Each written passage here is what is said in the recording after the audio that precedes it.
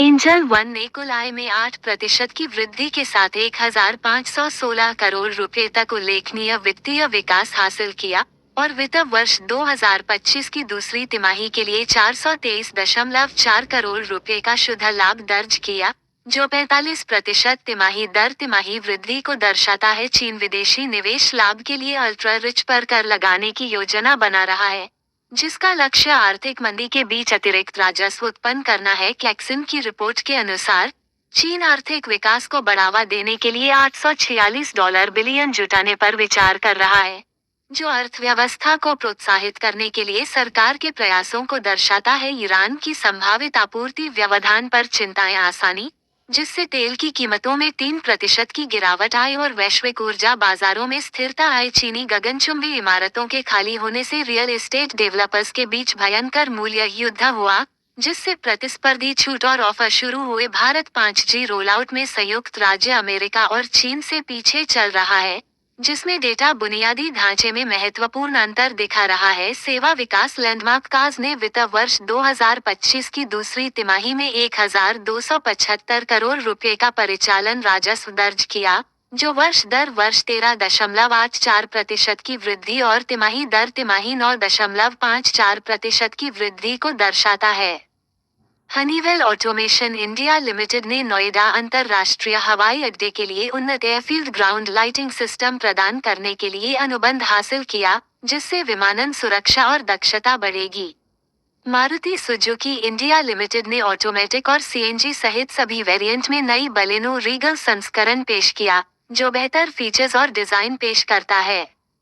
Nvidia corporation दुनिया की सबसे मूल्यवान कंपनी बनने की राह पर है, जो संभावित रूप से एप्पल को पछाड़ सकती है, क्योंकि बाजार पूंजीकरण एआई नवाचारों द्वारा रिकॉर्ड ऊंचाई पर पहुंच गया है। डॉव जोन्स इंडस्ट्रियल एवरेज ने 43,000 अंक से ऊपर अपने पहले क्लोज के लिए 200 अंक जोड़े, जबकि S&P 500 इंडेक्स ने सकारात्मक बाजार भावना को दर्शाते हुए एक और सर्वकालिक उच्च स्तर को छुआ। इंडेक्स में बढ़त के बाद डॉव फ्यूचर्स स्थिर रहे, क्योंकि एनवीडिया आगे चल रहा है। रैली, बाजार आशावाद और निवेशक विश्वास प्रौद्योगिकी स्टॉक में उजागर। CESC लिमिटेड की सहायक कंपनी पुरा ग्रीन पावर प्राइवेट लिमिटेड, एक पूर्णतया पतला आधार पर Deshraj solar energy private limited की 100% शेयर पूंजी हासिल करने के लिए एक शेयर खरीद समझौते में प्रवेश करती है। वीएटेक वाबाग ने इंडोसोल सोलर से 100 MLD समुद्री जल विलवनीकरण संयंत्र के निर्माण के लिए 1,000 करोड़ रुपए का मेगा ऑर्डर हासिल किया, अक्षय ऊर्जा पहल को आगे बढ़ाया। रिलायंस इंडस्ट्रीज ने 2,58,027 करोड़ रुपए का राजस्व दर्ज किया, जो 0.8% की वृद्धि और 19,323 करोड़ रुपए का शुद्ध लाभ दर्शाता है, जो बाजार की स्थितियों के कारण 2.8% की गिरावट दर्शाता है।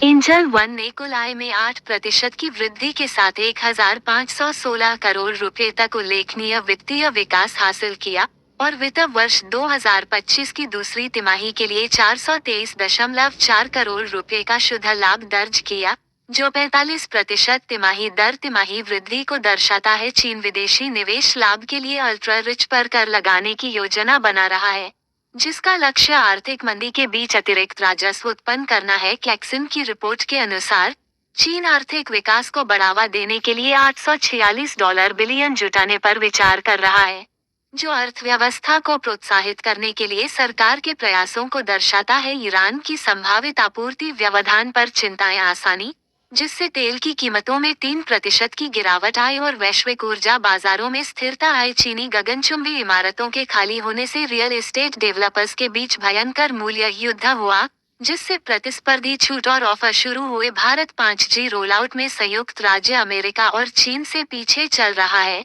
जिसमें डेटा बुनियादी ढांचे में महत्वपूर्ण अंतर दिखा रहा है। सेवा विकास लैंडमार्क काज ने वित्त वर्ष 2025 की दूसरी तिमाही में 1,275 करोड़ रुपए का परिचालन राजस्व दर्ज किया, जो वर्ष दर वर्ष 13.84% की वृद्धि और तिमाही दर तिमाही 9.54% की वृद्धि को दर्शाता है।